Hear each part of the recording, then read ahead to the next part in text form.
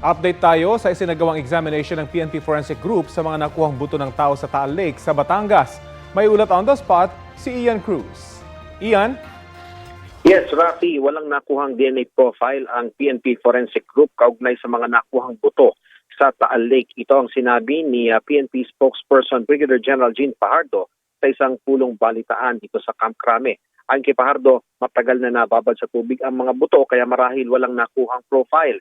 3 DNA profile naman, Rafi, ang nakuha sa 2 lalaki at isang babae na nahukay ng mga otoridad sa Laurel, Batangas Public Cemetery. Sabi ni Fajardo, sa kabila nito, walang nag-match sa 23 DNA profile na voluntaryong ibinigay ng kaanak ng mga biktima ng missing sa Bungero. Sa kabila nito, Rafi, ay nagpapatuloy pa rin daw ang paghahanap ng mga buto sa lawa.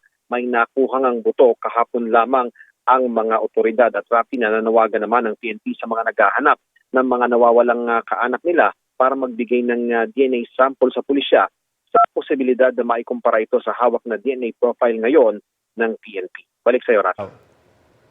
Maraming salamat, Ian Cruz.